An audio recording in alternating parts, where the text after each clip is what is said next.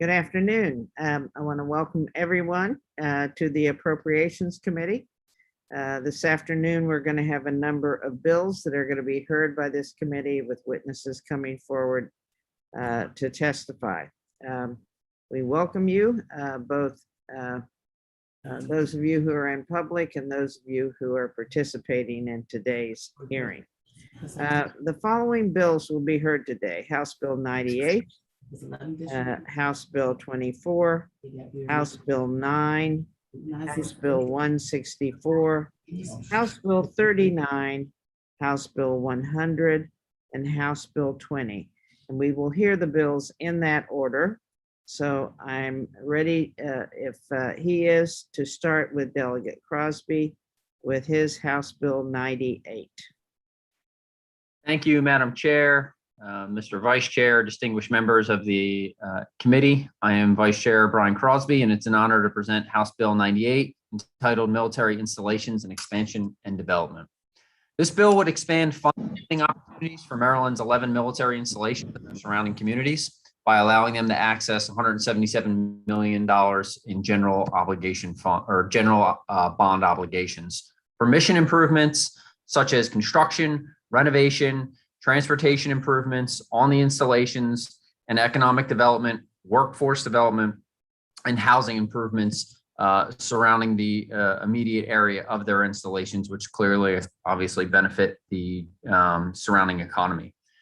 The Maryland Military Installation Council would work in conjunction with the base leaders and the other community stakeholders to make recommendations to the governor for the issuance of the bonds by the treasurer for the purposes I previously listed. Massachusetts passed similar legislation in 2014 to support their 6 military installations. And with this bill, we will make the same commitment to our 11 installations and the 410,000 people who are employed by those installations. The economic impact of Maryland's military community cannot be understated. It was estimated that in 2016, that they generated $57.4 billion in total economic output. I'm sure that all of you are familiar with base realignment and closure, which is the BRAC process. And that is basically, it assesses from a federal level the necessity and strategic advantage of the hundreds of military bases in the US and abroad. The process is ongoing. So it used to just happen in kind of increments and they would stop. But I think over the recent history, it has just kind of been a streamlined process that takes place each and every year between Congress as well as our military community. And with the scale down in Afghanistan, the military is pivoting its focus to the Pacific, and therefore there has been more of a focus on the West Coast bases for strategic reasons. BRAC is essentially, it has a checklist for bases that determine whether they stay open or are combined with other bases or they're closed down entirely. And the closure of even one base in Maryland would have a devastating ripple effect on our economy. This bill declares that Maryland's intent to support the military's mission and keep jobs here in Maryland. And growing the bases would increase the economic output by bringing in more property taxes from homeowners employed on the bases, bringing more military and civilian workers to the state, and more military contractors like myself, which will set up shop surrounding these bases. Our installations must remain competitive, and this bill puts Maryland on a better footing with our federal legislators as they lobby in Washington. It's simply another tool for them to use at the table. And for those reasons, I ask for a favorable report on House Bill 98. Thank you very much. Are there any questions of the sponsor? Yes, Delegate Lewis. Thank you, Madam Chair. I just wanted to thank the sponsor of the bill, Delegate Crosby, for bringing this forward. Our military installations are key drivers of our economy, not just in Southern Maryland, but across the state. And, keeping those jobs here are key. It's also key to, as folks are leaving the military and making sure we do what we can to employ our veterans. So just appreciate you bringing this bill. And I think it's a great idea. Yeah, I had a feeling, Delegate Lewis, you know a little bit about this issue. All right, anything else? Thank you very much. oh, we do have Delegate Wendell Beitzel has a question. Yeah, thank you, Madam Chair. Thank you, Delegate Crosby, for bringing this forward. Obviously, being a veteran, this is an important issue for the state and involved with Fort Meade and all the other military bases we have. So a question, I don't know whether I heard you right or not, but is this the impact this $177 million, or is this a request for a bond issue for $177 million, or what are you asking with the bill? Yep, it essentially sets aside $177 million over 10 years to be set aside of general obligation funds specific for military installations to go after. Okay, thank you. Thank you, Okay. Madam Thank Chair. you. You're very welcome. Okay, I see no other questions. We're going to move to two folks who are here to testify on the bill. Matthew Herman.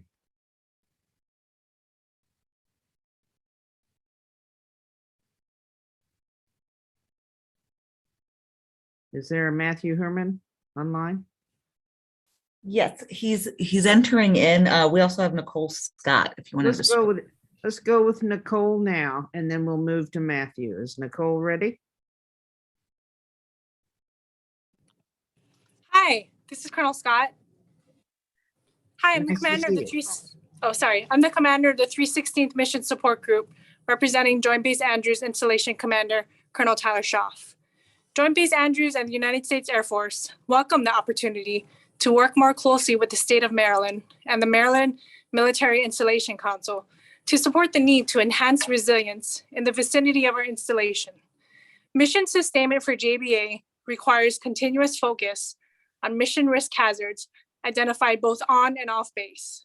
These include traffic issues on state and local roads, tree obstructions in the Suitland Parkway that create a flight safety risk, and the existence of 10-year flood-storm drainage around the base that leads to excessive flooding within the local community. With almost $1 billion of construction underway on base, transportation improvements could improve traffic flow and safety given the large volume of construction traffic entering our eastern gate that creates a constant backlog of vehicles along the narrow 2-lane public road.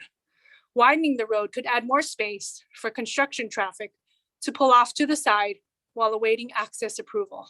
Since the forest in the Suitland Parkway was decimated in the late 1930s to make way for the road and construction of the base, JBA has identified more than 3,500 trees that have grown steadily to heights extending up to 40 feet above the flight safety buffer under the imaginary surfaces of the approach and departure airspace.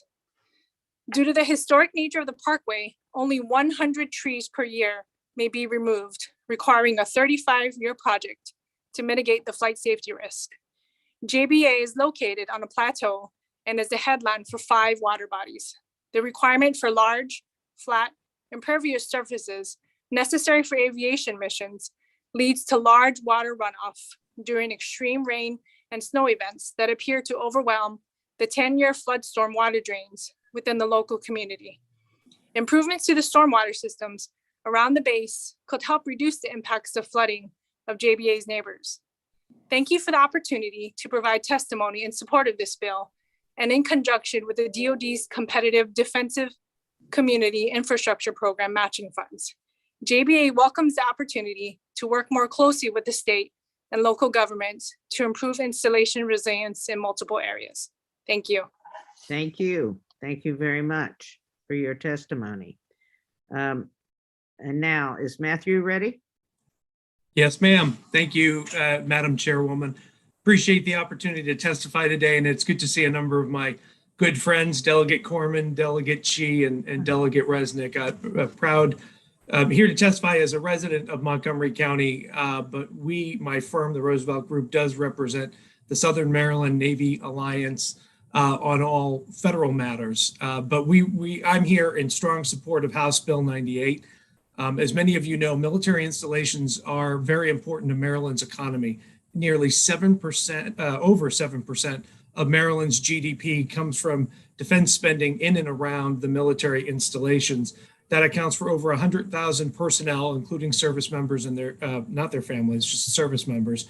And to put it in context, about 5.1% of all U.S. defense spending is spent here in the state of Maryland. This legislation gives the state and the local communities that support these installations a very important tool to address a wide range of issues. And it is, I think it's important for the state to stay aggressive and to stay active and looking particularly to attract new missions where it makes sense at the installations that we have. We are world renowned for the research, development, and testing that goes on in the state. But with that comes the need to always have robust workforce development that's changing at the pace of these new technologies that the department's developing.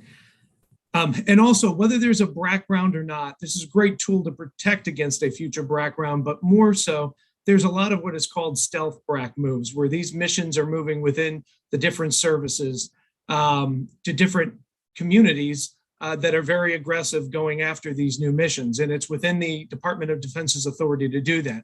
House Bill 98 gives the state a tool to address the needs, a wide range of needs that the department might have to help us be better postured to go after different missions that are forward-leaning new missions, not sort of your traditional mission sets that we have at some of the installations here.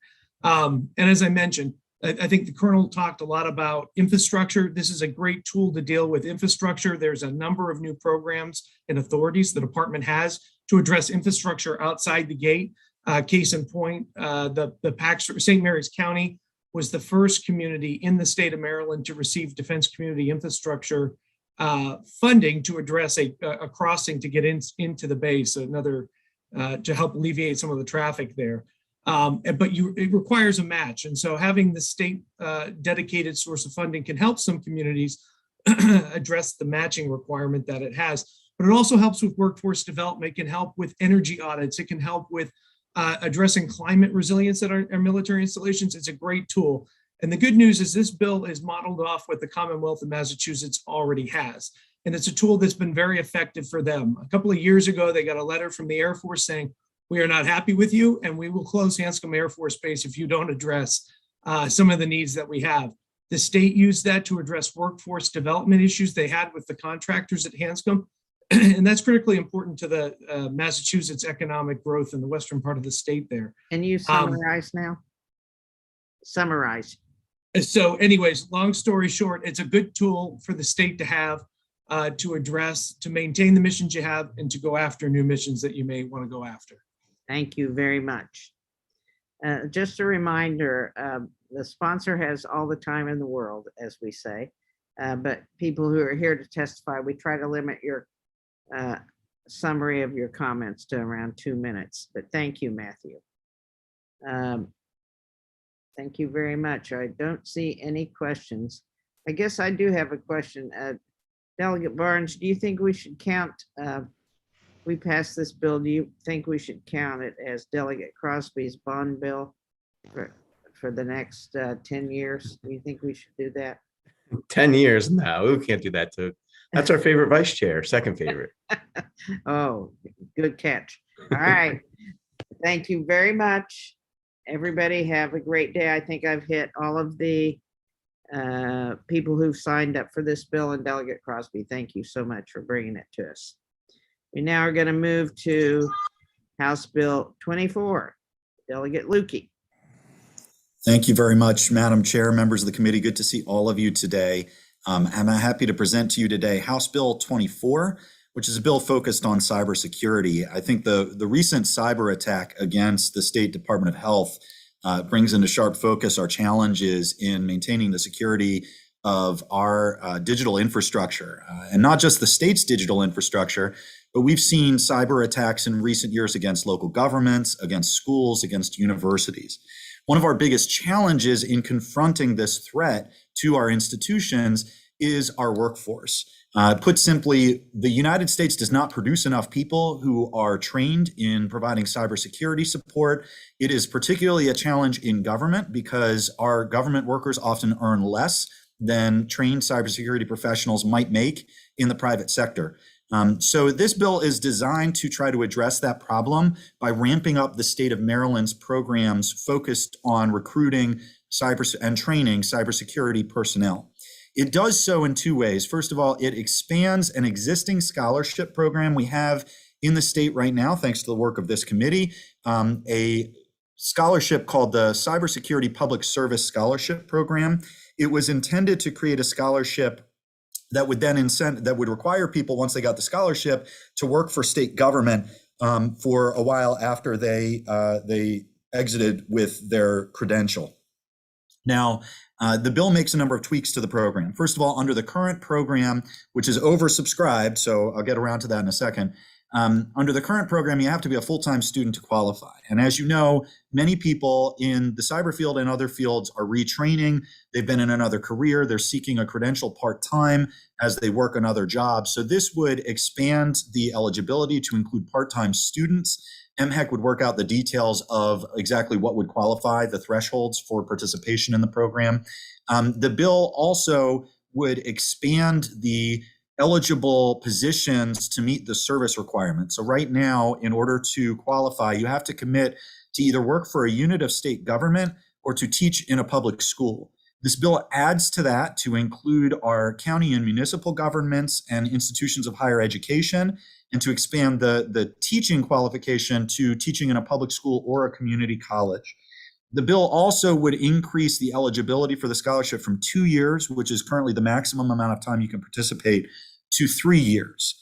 Now, at the same time that we're hopefully going to make these changes in the program, the governor has proposed a significant increase in funding for this program. As I mentioned, it's oversubscribed at $140,000, which has been what it's been funded at the last few years. The governor has proposed increasing the funding for the program to $1 million, which would help to account for the new people that we hope to bring in through the expansion of the scholarship. The second part of this bill creates a LARP. Now, don't get confused. I know Delegate Young is a big fan of LARPing, but this is not live action role playing. It's a loan assistance repayment program. And the challenge is this: how do we recruit people into positions in state government or other institutions who are cybersecurity professionals, but who might be coming from a university outside the state, might not have been eligible for the public service scholarship? So what a loan assistance repayment program does is it helps people, it's essentially an employee benefit that helps people to repay their student loans in return for their service to the state or other institutions. And the LARP set up under this bill is established with similar goals and a similar structure to the scholarship itself. Between these two programs, I hope that we will be able to significantly increase the pipeline of cybersecurity professionals who will be working for our state government, for higher ed, for county municipal governments, for our school systems, and be able to counter this significant threat to our government and our information security in the 21st century. So I would ask the committee for a favorable report. Thank you very much. Are there any questions of the sponsor? Okay, I see none. The first person I'd like to call upon, and a reminder, we have, I think, 5 or 6 people who are here to testify. Please summarize your testimony in 2-minute segments. First person is Michael Rosenbaum.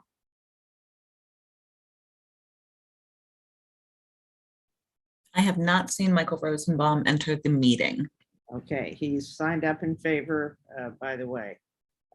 Brad Phillips, Maryland Association of Community Colleges. I saw Brad here, yes. Well, good afternoon, Madam Chair. Thank you so much. My name is Brad Phillips, and I'm the Executive Director for the Maryland Association of Community Colleges. And I just want to thank Delegate Lukey for putting this bill in. He did a thorough analysis of what this bill will do. It does remove barriers and expand access, especially for students enrolled at community colleges. I just have 2 points. 70% of our students are part-time. By making this scholarship opportunity available to part-time students, you've removed a significant barrier for the majority of our students enrolled at community colleges that can benefit from this scholarship opportunity. And the second is that it does expand it for LARP, or Loan Assistance Repayment Plan. And as Delegate Lukey's already mentioned, there's $1 million in the financial aid for this, but the governor's also put over $100 million in the state budget to address cybersecurity issues for state government. We think this is a real workforce shortage area, especially in light of some of the events that have happened. And we just think this is a no-brainer, and we hope for a favorable report. Thank you so much. Thank you. Any questions? Thank you very much. We're now going to Brianna January. Good afternoon, Madam Chair, Vice Chair, esteemed committee members. For the record, my name is Brianna January, and I'm representing the Maryland Association of Counties, also known as MACO, in strong support of HB 24. As always, you have my written testimony, so I'll be brief. MACO applauds the bill sponsor for this timely and strategic legislation. As noted by Delegate Lutke, HB 24 would incentivize cybersecurity professionals to seek employment in the public sector, including with county governments, and we applaud that. At a time, especially when local governments are increasingly vulnerable to cyber attacks, as he previously noted. This bill also comes as counties, like all other employers, struggle to hire qualified workers in the time of the Great Resignation. But HB 24 does create a pathway for cybersecurity professionals to pursue careers with county government in two ways.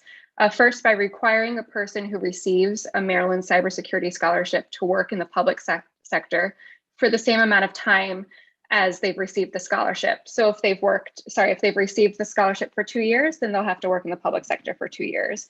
Again, county and government would be included under this bill. And secondly, through the establishment of the student loan repayment assistance program available for employees working in county government in cybersecurity. Additionally, counties applaud the work of HB 24 to deepen partnerships between public high schools and institutions of higher education, including our community colleges, as Mr. Phillips noted, to develop cybersecurity expertise in Maryland's workforce. And for these reasons, MACO supports HB 24 and urges a favorable report from the committee.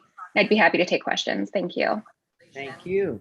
Any questions of Bianca? 24 would incentivize cybersecurity professionals. Okay, thank you very much. Let's now move to Douglas Harrison from UMGC. Good afternoon, Chairwoman McIntosh and Vice Chairman Chang, members of the committee. Thank you very much for the opportunity to testify in support of HB 24. I am Douglas Harrison, Dean of the School of Cybersecurity and Information Technology at the University of Maryland Global Campus, and I am testifying on behalf of the university as the administrator responsible for overseeing its cybersecurity degrees and certificate programs. We strongly support the provisions of HB 24 as a whole, but for the purposes of this testimony, I want to address one provision we believe will have the greatest impact, namely opening the Scholarship for Service program to part-time students. We believe this change in the program would enhance equity, serve diversity, and expand the talent pool from which it could select scholarship awardees. First, on equity, part-time students constitute a very large proportion of the student population of the state. So we've heard, and we believe that they should have the same opportunity as full-time students to apply to the Scholarship for Service program. In the fall of 2021, the University System of Maryland reported that more than 66,000 of its students were enrolled part-time. That was 40% of USM's total statewide student headcount. For Maryland community colleges, as Philip noted, the headcount and the percentages are even higher. And these data don't include part-time students at private nonprofit institutions across the state. So it's clear that the current program excludes a very large number of Maryland post-secondary students. Second, extending the eligibility to part-time students would augment the effort of bringing underrepresented and historically excluded populations into the cybersecurity field and into public service. In the case of UMGC, for example, more than 80% of its students are part-time, more than half are women, and 43% are Black, Hispanic, African-American, American Indian, or Pacific Islander. Our data suggests that this profile is typical across the US part-time student population in general. And finally, expanding the program eligibility to part-time students would add a large recruiting pool, both rich in talent and likely to be interested in the program. Again, at UMGC, as an example, more than 80% of our students matriculate on a part-time basis. In the current fiscal year, the university awarded nearly half of all USM's bachelor's and master's degrees in cyber-related fields. Under this bill, some number of future graduates like these would likely be headed to the work in the Maryland public sector under the terms of the Scholarship for Service program. Same could be said of part-time students graduating with cyber-related degrees from other eligible institutions under the program. So, expanding program eligibility to the part-time students serves equity, promotes diversity, benefits the state by significantly expanding the size of the talent pool for which it can recruit promising students. I've submitted a longer version of this testimony for the record. And again, thank you very much for the opportunity to make these oral comments today. Very good. Any questions? I see none. Now, do we have Christopher from Think Stack? Yes, Madam Chairwoman, I'm here. Thank you. Thank you all for having me. Good afternoon. So Chris Sachs, I'm with ThinkStack. We are a cybersecurity company headquartered in Maryland. Also represent as the chairperson of CAMI, the Cybersecurity Association of Maryland, and then also the vice chair of the Maryland Workforce Development Board. Very much in support of this bill as we analyze that from more, I will say, the industry perspective than those who have testified so far. And I do just want to highlight that I very much agree with the testimony that was just given about the part-time piece. I think that would have a tremendous impact. But the data is varying depending on the sources that you look at, but there are between 20,000 and 48,000 open cybersecurity jobs currently in the state of Maryland. And if you speak to any of the businesses and the folks that we represent in the various different organizations, you will hear that there is an unbelievable gap in the talent that is needed to protect the critical infrastructure and the businesses and the data privacy of our citizens. So we think it is incredibly important to find that talent from various different places, and it really needs to be increased, and the velocity needs to be far greater than what we're seeing today. So we think that both sides of this, in terms of the first point with broadening the scope of the scholarship to include part-time employees, will really allow us to find folks that are coming from various different walks of life, be that the military or a different education. And then really also passionate about the idea of expanding the loan repayment program to include the county governments. As we've seen, that has been a really difficult and hard hit sector of society right now. But additionally, businesses need employees that are going to be coming out with a level of experience. And this could be an opportunity for those folks to gain experience while repaying their loans. And then at the end of that term, they would become more appealing to some of the commercial jobs that are available in the landscape today. So for those reasons, we are in support. Thank you. Thank you very much. Thanks for being here, Chris. All right, I see no questions. Committee, we are going to move now to the final person here to testify from Maryland Municipal League. Is Bill in the room? Good afternoon, Chair McIntosh, members of the committee. Bill George with the Maryland Municipal League here in support of House Bill 24. Thank you to the sponsor for introducing this piece of legislation. Many of my talking points have been touched on by prior witnesses, so I will keep it short. By expanding the work obligation eligibility to include local governments may seem like a small change, but it really would make a significant impact on the local level, both in the short term in terms of filling immediate needs, but also, as has been mentioned, kind of increasing the pipeline of qualified workers going forward. As we all know, this is a large field that's even getting bigger. The important aspect from the municipal perspective is understanding the nuance of working for a local government, right? It's different than working for a state government. It's different than working for a private sector entity or even a public education experience. So adding that as a possible work opportunity as part of these programs really builds the base of those that are qualified to work for local government, understand the needs of local government as it pertains to the cybersecurity field. That's about all I have to say. Thank you for your time. I'm happy to answer any questions. We ask for a favorable report. Thank you very much. I see no questions. Committee, we have a written testimony also from the Maryland Department of Education. And I am told that Michael Rosenbaum is now in the room. So Michael, first of all, welcome. And secondly, we're asking people to restrict their testimony to a summary about 2 minutes. If you would like to introduce yourself and give your 2 minutes of thoughts on this bill. Welcome.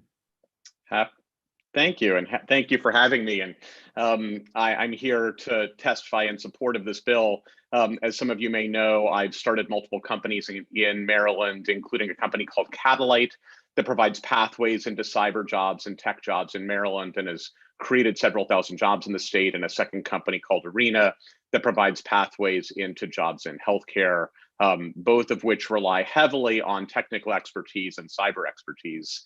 And as an entrepreneur in the state who has interacted, and needs to interact with cities and with the state, not to do business necessarily, but just to actually operate in the state, the effective functioning of the state is critically important so that we can continue doing business. And the fact that the state has been so vulnerable to cyber attack, and as I'm sure prior witnesses have talked about, the Department of Health, I'm a Baltimore City resident, there's a period of time, and I'm sure someone has discussed it before me, when the city was essentially shut down by cyber attack, makes it almost impossible for the private sector to function, and at the same time to enable pathways for folks to move into cyber and into tech jobs in the state when we have so many open jobs and yet so many folks underemployed in the state. Anything that we can do to reduce those barriers is critically important. And so not only do we help the functioning of local jurisdictions and of the state, but we help our total labor market. So thank you for considering the bill. Again, I'm thrilled to be here in support of the bill. Thank you. Thank you very much.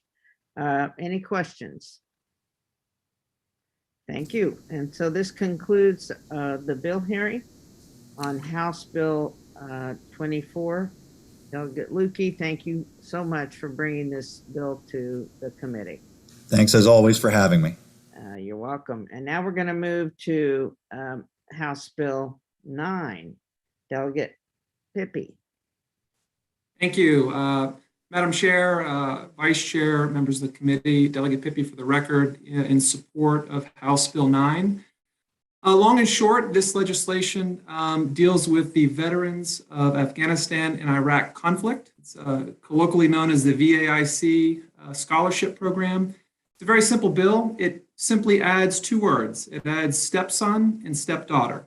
And the reason for that is that in other scholarship programs in the state, they actually added those same words. I have a constituent who you'll be hearing from shortly, who had applied for the scholarship program as a veteran of one of those conflicts, was initially approved for the program, and when they found out that the son was technically a stepson, they then rejected the child of this program. And again, the scholarship is to honor the service of the service member that served abroad. And so now, I mean, if you put it in perspective, an individual serves our country in war, they come home, they get married, and their spouse has a 17-year-old child.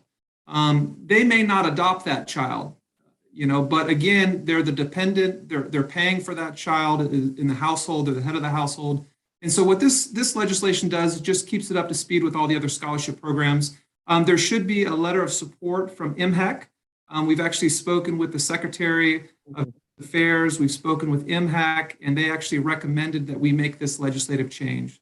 So it's a very easy one, and it's a great way to support our veterans who've served abroad. I know that you have a veteran on your committee that served in one of those conflicts. Or two, or three.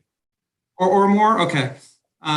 It's an easy one. So appreciate it, and I hope for a favorable support from the committee. Thank you very much. And we did get, by the way, correspondence from MHEC. Okay, no questions of the sponsor. Let's welcome then David Mascaroni.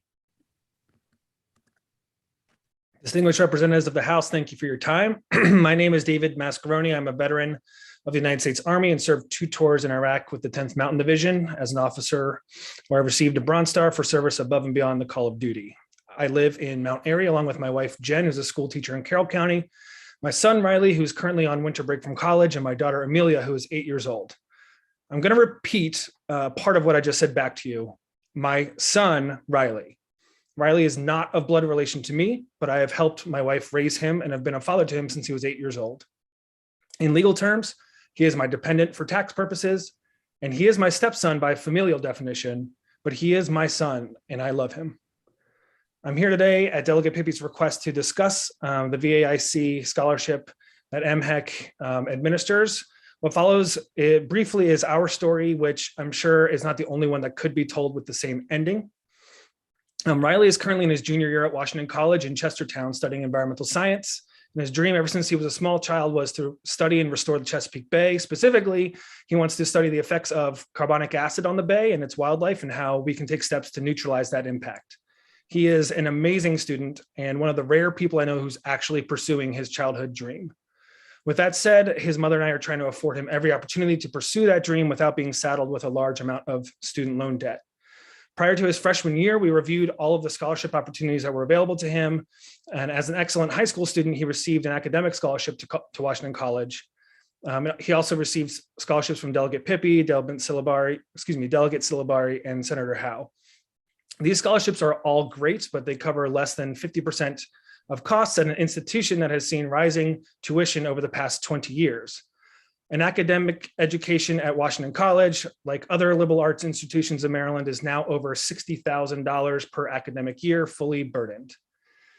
I'm gonna, in going through the MD CAPS or Maryland College Aid Processing System, we came across the VAIC scholarship and reviewed our eligibility requirements. The conditions of the award state that eligibility is for residents of Maryland, which is further defined to include active members of the United States Armed Forces, their spouses, and their dependent children. It further states a son or daughter of a veteran or active duty member. Before applying to the scholarship, we called MHEC.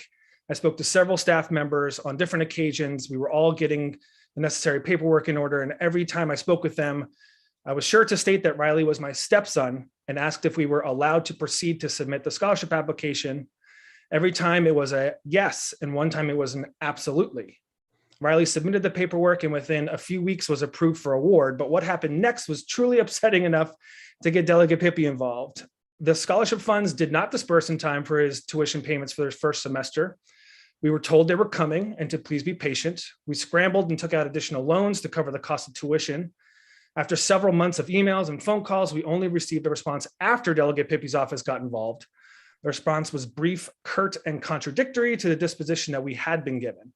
The program administrator of MHEC responded that the student has to be a son or daughter of the veteran according to the criteria on their website. Riley's approved status changed to denied in the system. Legislative language was sent to us as if it were clear and that their position was justified. Honored delegates, it was once my job to analyze legislation for the federal government and turn it into action for the Centers for Medicare and Medicaid Services. The statute that was sent to us does not have clearly defined criteria. As with the conditions of award policy document posted on their website, the statute is, as currently written into law, states son or daughter and later supports that with dependent, but never goes far enough to define son or daughter or dependent. In short, MHEC or someone within the custody of authority within the program made a subjective interpretation of what is codified into law. An interpretation that, in my opinion, does not honor the intent of the program that was approved by this body. In fact, as was said earlier, there is a precedent in a similar scholarship, the Edward T. and Mary A. Conroy Memorial Scholarship Program, but is a very distinctly different scholarship program that did define more inclusive criteria. Honored delegates, I'm here today to request that you move to pass House Bill 9, Veterans of the Afghanistan-Iraq Conflict Scholarship Eligibility for Stepchildren Bill introduced by Delegate Pippi, and that you recommend it forward to the State Senate for their approval. I would also like to commend Delegate Pippi for having zero hesitation in agreeing that dependent children, to include stepchildren, are indeed sons and daughters, and that sons and daughters are not solely defined as of blood relation. It took 94 emails and dozens of phone calls to get just one family in front of this body here, dishonoring the service of veterans and those serving the military by interpreting loosely defined legislation is something that no other veteran or service member in the great state of Maryland should have to endure. Thank you. Delegate Young. Thank you, Madam Chair. I think the sponsor had mentioned this, Delegate Pippi, you had mentioned that this is the standard for other scholarships as well, correct? So it was changed. Sorry, are you referring that to me? Sorry, yeah, Delegate Pippi, my bad. Right. So as was just mentioned, in the Edward T. and Mary Conway Memorial Scholarship, they added the same language. And so MHEC said, hey, you need to add VAC bill as well. Absolutely. No worries. And I'm on board. I honestly just wanted to make sure that we showed that there was a precedent already. And I testified actually for this bill as a student. And I can tell you that from the conversations with the current, I wasn't a member at the time, but the conversation, I think, absolutely included dependents, stepchildren, regardless of whether they're expressly stated. So I think this is an easy fix and happy to support it. Thank you. Delegate Resnick? Thank you, Madam Chair, and thank you, Delegate Pippy, for bringing the bill. I think it's a wonderful idea. I just have one suggestion that for the committee and for you to see what your thoughts are on it. Instead of saying son, daughter, stepson, or stepdaughter, I think it might be more inclusive to simply say dependents or children or stepchildren, rather than differentiating between sons and daughters. So I don't know how you feel about that, but I think that would be a little more encompassing of all families. You know, we are good with the will of the committee, and if that is the way you would like to do it, we're on board with that. Thank you. Great. Thank you. Thank you very much. And that concludes the bill hearing. Thank you, Delegate. We're now going to move to House Bill 164, Delegate Healy. Thank you very much, Madam Chair, members of the committee. For the record, Delegate Ann Healy, I want to thank you very much for the opportunity to present House Bill 164, a bill that codifies Maryland law so that the benefits of the federal Title IX protections for women in higher education are in state law. The bill is modeled on a similar law which passed in California in 2019. As president of the Women's Caucus this year, I am particularly enthusiastic about this bill. It is a crucial next step in ensuring that parenting and pregnant students do not lose their educational opportunities because of discriminatory institutional practices. Just a brief description of what the bill does. First of all, it prevents higher education institutions from forcing pregnant students to withdraw or limit their studies and requires the institution to allow pregnant students, new parents, and non-birth parents of newborns to take a leave of absence and return in good standing. For pregnant students, leave would be no less than 12 months unless the student requests a shorter leave period. Leave would include time to prepare and return to class and exams. Leave could be extended if medically necessary. And for non-birth parents, leave would be no less than 1 month unless the student requests a shorter time or a medical extension is needed. It also requires higher education institutions to publicize the rights of pregnant and parenting students and to make reasonable accommodations for pregnant students. Reasonable accommodations include allowing students to make up tests and assignments if missed for pregnancy-related reasons, allowing medically excused absences. Also required are other accommodations such as private space for lactation that is not a bathroom or a closet. In the 2021 session, House Bill 401 passed into law. As you may recall, this legislation supported parents in high school. The same protections and guarantees should be available for higher education. And while the federal Title IX does a lot of good already, codifying at the state level will assure that these rights do not disappear if the federal law changes for some reason. I ask a favorable report on this, and in my written testimony, I have provided some background information that may be helpful to the committee. This is something that's definitely needed, and it seems to me that it is only fair. Thank you very much. I'm happy to answer questions. Thank you. Any questions of the sponsor? I see none. Okay. I believe we have here to testify today. Laura Boakley, are you going to testify? Or are you just information? If I may, Madam Chair, I would like to. Sure. Thank you so much, Madam Chair. Members of the committee, I'm Laura Boakley, Director of Legislation for Maryland Right to Life. Maryland Right to Life supports any policy that enables and empowers pregnant women and girls to choose life for their preborn children. And we have a long history of supporting pro-life policies and programs at institutes of higher education. We support the underlying purposes of this bill, But without further definition, the bill could be used to expand the reach of abortion proponents to pregnant students on college campuses. With the documented severity of physical and psychological repercussions of abortion, the state has an obligation to protect students on public campuses from abortion coercion and predatory practices of the abortion industry, and should not refer colleges and universities to Planned Parenthood as a resource for pregnant students. Planned Parenthood has an established presence on college campuses across the country, both public and private. They use public funds to promote abortion to students. Universities and colleges regularly refer pregnant students to Planned Parenthood as a resource and care provider. But Planned Parenthood is not a significant provider of prenatal care. Planned Parenthood is a billion-dollar abortion chain that aborts more unborn babies than any other group in the US. Planned Parenthood is not offering the resources that large numbers of pregnant and parenting students actually need. This is a form of abortion coercion. 1 in 5 college students is pregnant or parenting, yet Can you now summarize your shows that only testimony? 45% of respondents have seen any source of pro-life resources on campus. So Maryland Right to Life invites the Assembly to demonstrate its commitment to real choice for pregnant women by being inclusive and providing pregnant women and girls on campus access to pro-life resources. Thank you. Thank you. Any questions? Seeing none, thank you very much. And that concludes the bill hearing on House Bill 164. We'll now move to House Bill 39. Delegate Queen.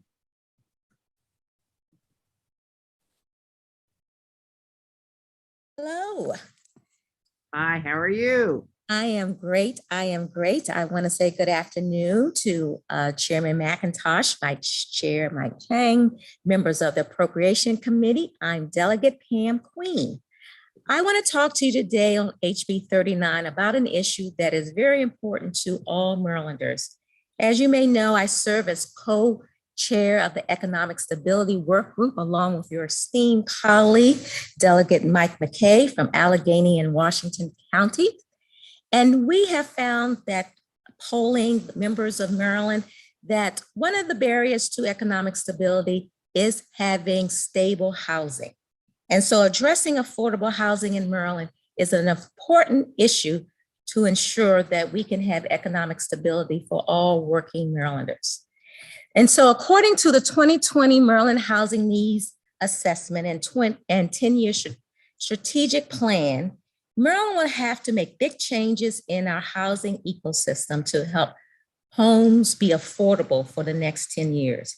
And so when I want to talk about the idea of a affordable housing ecosystem, affordable housing is not just housing for renters. That is an important part of it.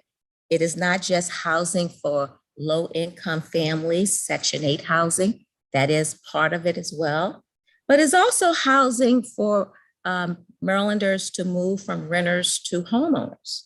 And that's a very important piece of having a comprehensive affordable housing plan and strategy. And so what this bill does, it has the state do a survey of any unused surplus private and public state property that could be potentially converted into affordable housing.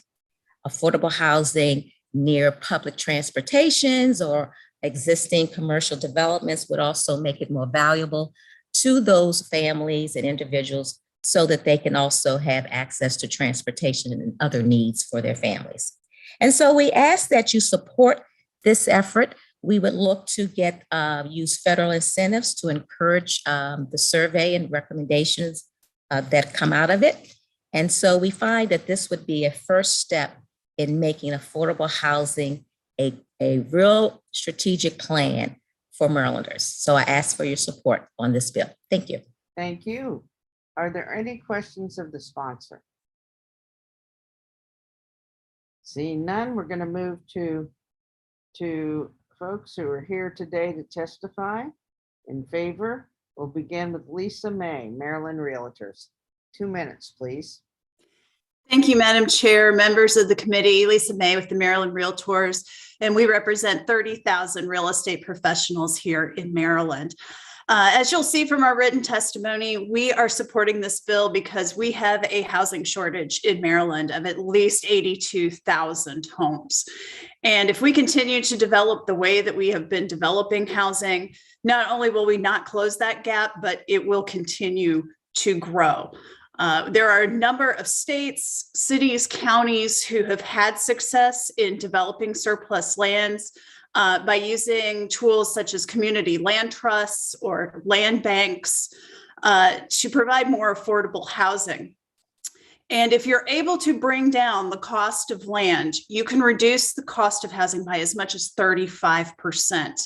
And as Delegate Queen noted, by placing these units next to transit options, you can also reduce the second highest cost that most households face, which is transportation. So we really do think that the opportunity is here for Maryland to move the needle through this study. And we very much thank Delegate Queen for bringing the idea before you all and ask for your favorable report. Thank you. Thank you. Claudia Wilson Randall. Good afternoon, Chairperson McIntosh and members of the Appropriation Committee. My name is Claudia Wilson Randall. I am the Executive Director of the Community Development Network of Maryland.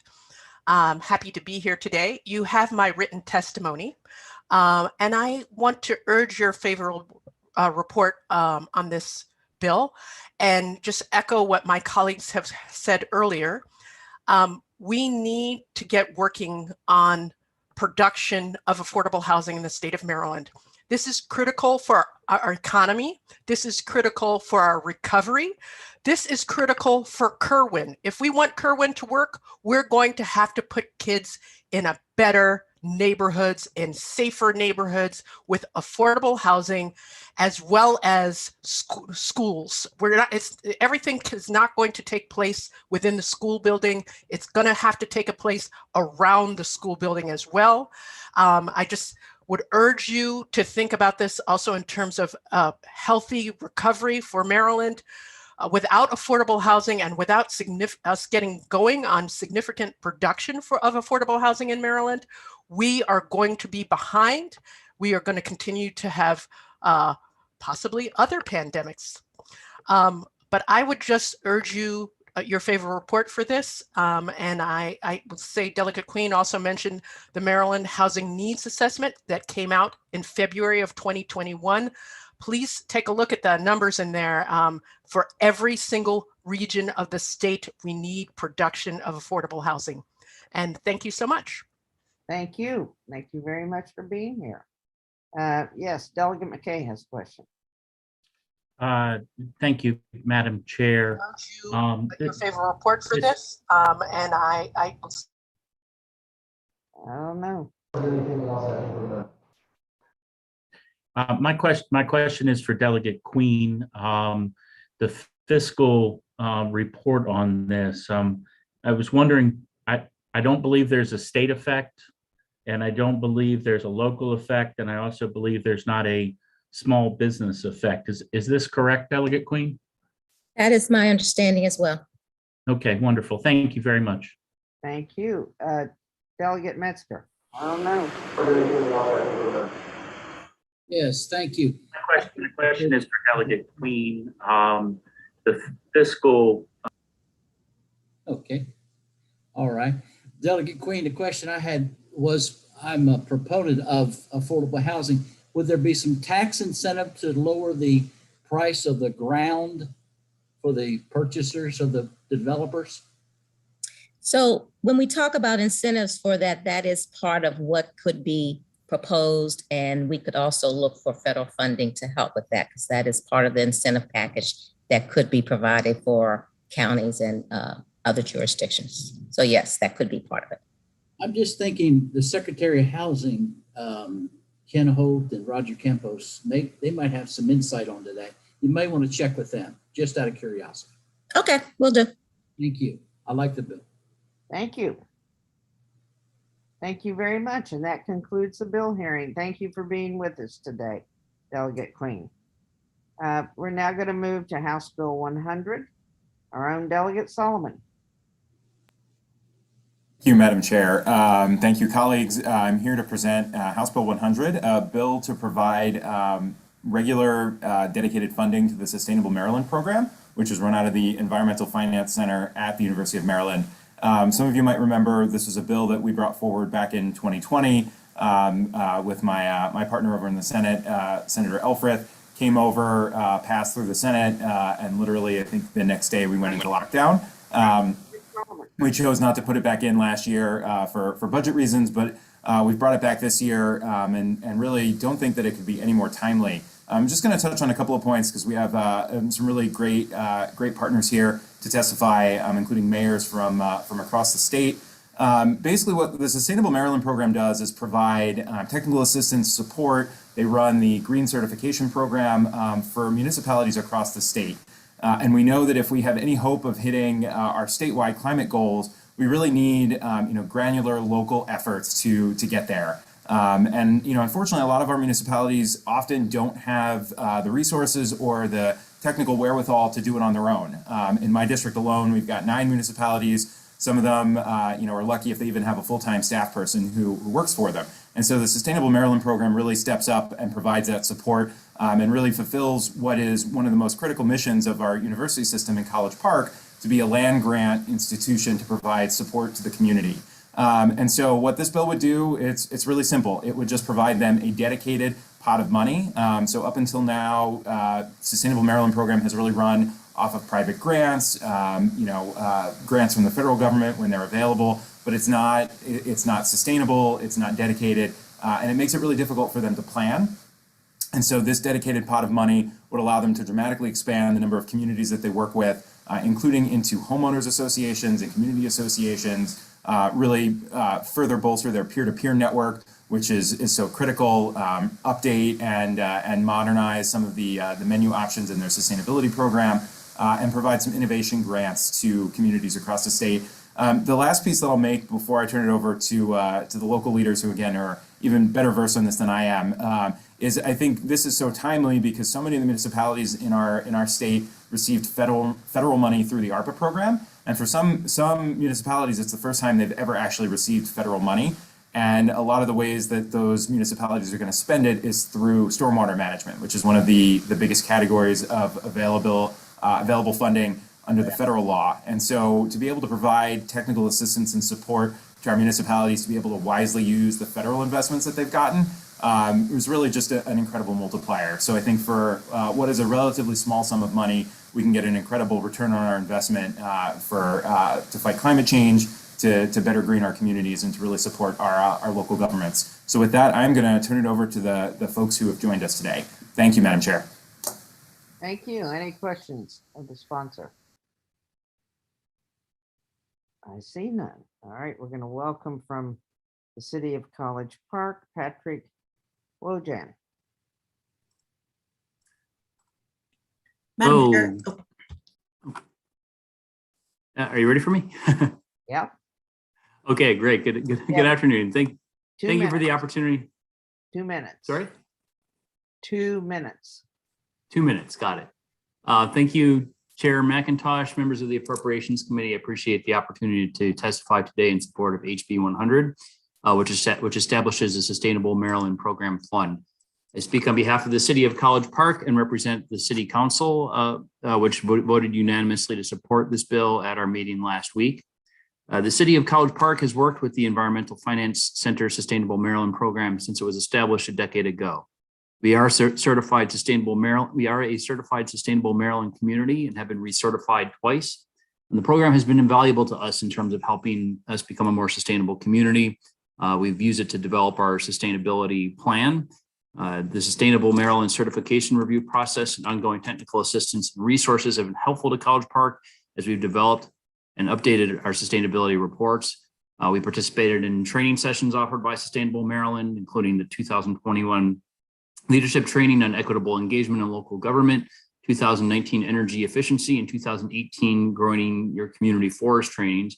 These trainings and other engagement opportunities have been first rate. Our staff have found them to be incredibly valuable, and they provide us and other Maryland municipalities with an opportunity to learn about innovative approaches and best management practices connect with state and local resources, and network with other communities working on similar projects. We put these trainings to use in countless different efforts that we're engaging in College Park, pursuing greener buildings. The City Hall we just opened up is set to be LEED Gold certified.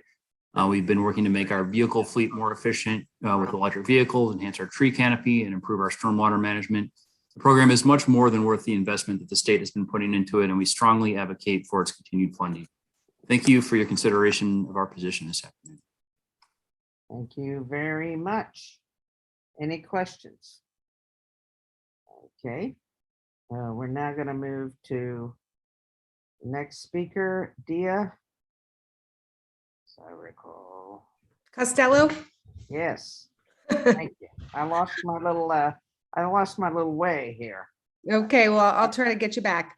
Thank you. Hello, everyone. Good afternoon. I'm Dia Costello, and I'm the mayor of Glen Echo, Maryland. Tiny but mighty, we like to think of ourselves. We're a very small community, about 100 houses, about I think someone just had a baby, so about 290 residents. And we border with Glen Echo Park and the Sino Canal, and a bike path down MacArthur Boulevard.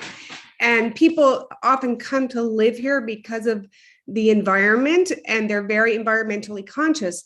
But Sustainable Maryland has been really helpful in giving the town and the council guidance and direction on how to move forward with very measurable things that we wanted to accomplish here and continue to accomplish. They're very professional, extremely supportive.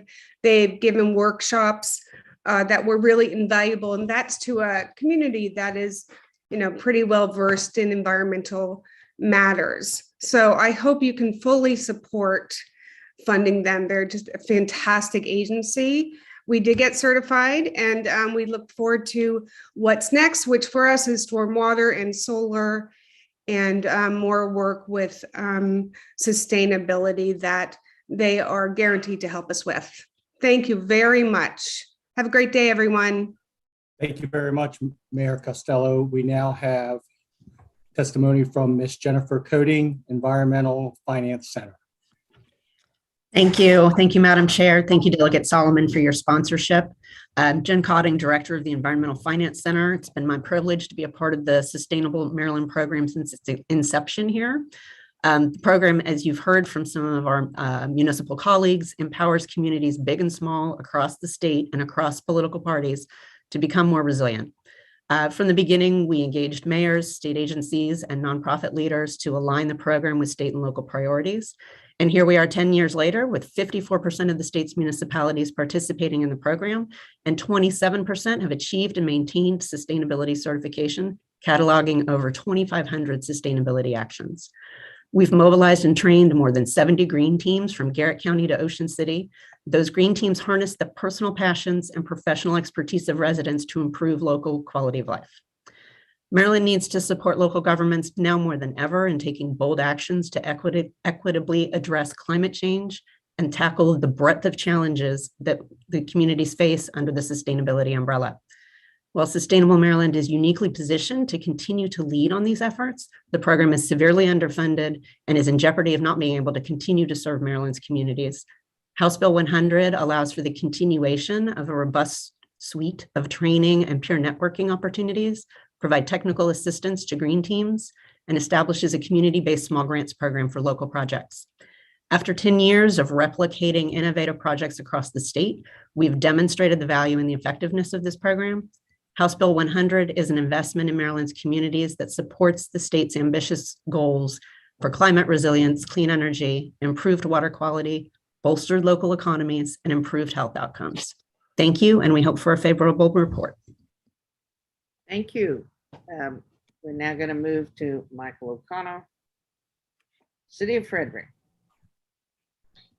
Thank you, Chair McIntosh, Vice Chair Chang, members of the Appropriations Committee. It's an honor to spend some time with you today in support of this wonderful program that benefits residents across the beautiful state of Maryland. The City of Frederick, like the City of College Park, is twice recertified in the Sustainable Maryland program, and we have a one person department of sustainability in the city of Frederick. So the technical assistance and the support that the Environmental Finance Center is able to provide to a city, even the size of Frederick, has been critical in supporting our staff and our green teams in the initiatives that we know are important. We're one of those communities, Chair, as you mentioned, that's using ARPA funds on stormwater relief. And it's really critical as we work through those projects that we're able to rely on organizations like Sustainable Maryland to provide that technical expertise. They've been a great resource for our green teams, which has now been transitioned into a sustainability committee for the city of Frederick. And it's a great clearinghouse for municipalities. The idea of not reinventing the wheel and being able to look across the state at what other communities are doing and to be able to build on that success from one community to another, because ultimately that's the way we're going to solve our challenges with the climate crisis. It's not a one size, one magic solution. It's going to be individual by individual, community by community. And I just want to say that recertification process is not simple. It's a robust process. It takes many weeks and many hours of time to go through it. And that just shows that this is not just window dressing. It's meaningful and valuable for communities that are willing to go through that certification process and get that work done. It shows the commitment that they've made. And so the city of Frederick respectfully asks for a favorable report on House Bill 100. Thank you so much. Thank you. Glad to have you here. My pleasure. We're now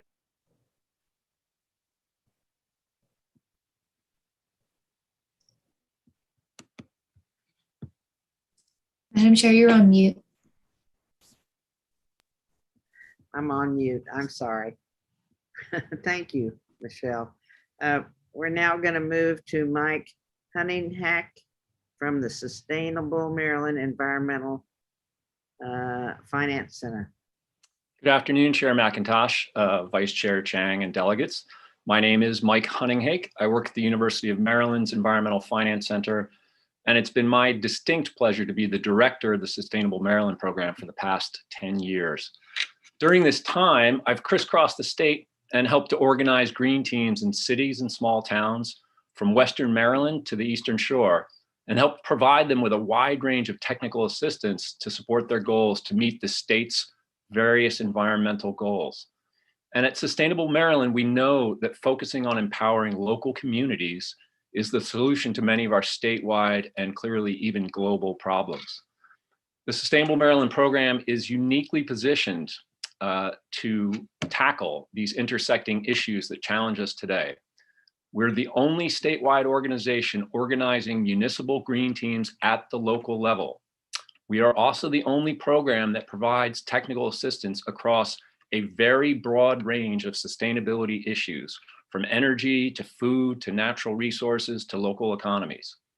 And during this time, we've built up a network of over 85 municipalities that we encourage to work with each other to help support each other in taking action to address things like climate change, food insecurity, water quality in the Chesapeake Bay, and others.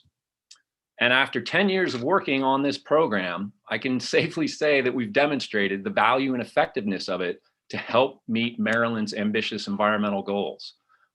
So this is what we do. We do it every day of the week. We support communities all across the state with their questions for technical assistance, for finding out how to access state grant programs, for finding peer communities that they can learn from to accomplish projects in their communities. And we're the only program doing this in the state. So HB 100 is about investing in the state's local communities and ensuring that they have the resources they need to tackle climate change, address social inequities, strengthen their local economies, especially in the last 2 years, and improve their overall quality of life. So this funding would be transformational for our program and in turn for the communities that we serve. So thank you very much for your time and for considering this legislation.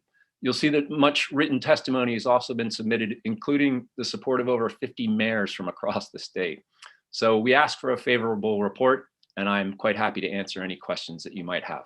Thank you. 50 mayors, that's quite impressive. We think so. Yeah. How many mayors are there in the state?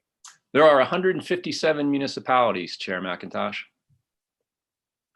And they all got mayors. All right. Well, thank you. Well, or burgesses or presidents or something similar. And so I thought there was another term of art. We're going to welcome now Jacqueline Goodall from Maryland Black Mayors Incorporated. Good afternoon, Chairman and members of the committee. I just want to echo everything that everyone has said prior to me.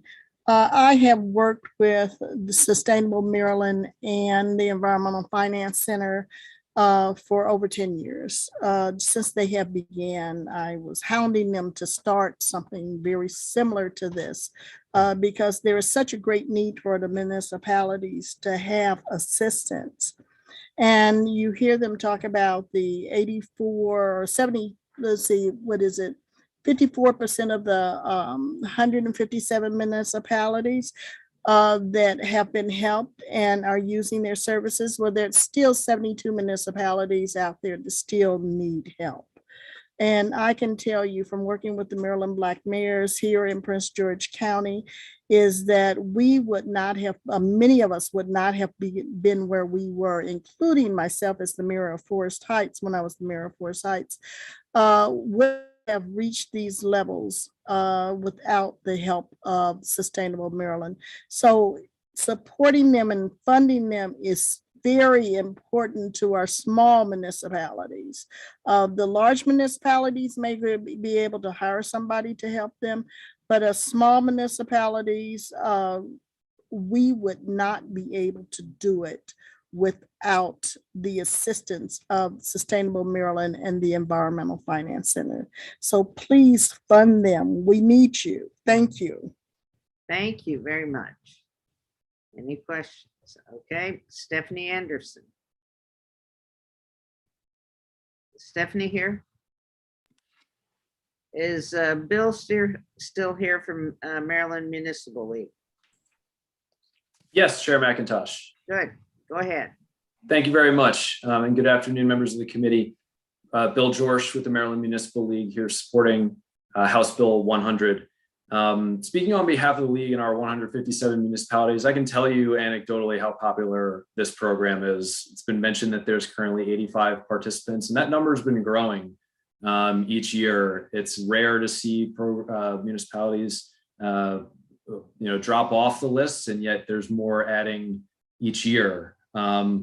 It's so popular that we have a standing spot at our annual fall conference every year to honor those that have gotten certified in this program.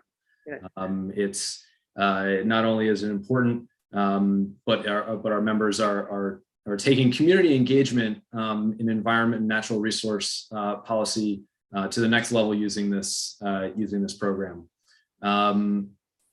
Creating the fund in this bill and then having a mandatory appropriation really will help transform this already innovative program into something that even more than the current 85 municipalities can continue to take advantage of going forward. So on behalf of MML, we ask for a favorable report. Thank you very much. Thanks for sticking around. All right, I see no questions. So thank you very much. Have a great afternoon. And thank you, Delegate Solomon, for bringing this bill forward. We're going to end our bill hearings today with House Bill 20. Our own Vice Chair, Delegate Chang. Thank you very much, Madam Chair and members of the Appropriations Committee this afternoon for the opportunity to present House Bill 20. It's with regards to the Maryland Stadium Authority membership. What the bill would do is change the number of Board of Directors members for the Maryland Stadium Authority from 7 to 9. Currently, there are 6 appointees by the governor and 1 appointee by the mayor of the city of Baltimore. What this bill would do is add 2 more additional members. One member would be appointed by the president of the Maryland State Senate, and the second member would be appointed by the Speaker of the House of the Maryland House of Delegates. The Maryland State Authority was originally established in 1986. And at that time, it saw the construction, operation, and management of our professional sports facilities in the state of Maryland. But over time, though, the expansion of the Maryland Stadium Authority has affected many parts of our state, including the 21st Century Education School Grant Program. And also they've done many projects with regards to Department of Housing and Community Development, and also all across our state from Western Maryland recently with the Hagerstown Sports Complex project, and also down Ocean City with the Ocean City Convention Center. So over that period of time, there's been billions of dollars that have been decided by this board and also the Maryland Stadium Authority. And also another additional project that they are currently working on and overseeing is an important project that is near and dear to our hearts. And it's the home that supports our staff here at the Department of Legislative Services, a new Department of Legislative Services building. And they are overseeing right now the planning for that building. So with that in mind, it's important for appointees of the legislature, the presiding officers, to have input in where billions of dollars of our dollars are allocated to. The appointees, as with any other appointee by a presiding officer, they would bring talent and passion and commitment to those positions. And with that regard to that, thank you very much to the committee for the consideration of this bill. Okay, are there any questions of the sponsor? Seeing none, I believe that concludes the bill hearing. The Maryland Stadium Authority was here only for information only if there were any questions. So with that, we'll conclude the hearings for this afternoon. I want to thank you very much, committee, and thank you for all the sponsors that came forward, witnesses. Have a great day. Thank you very much.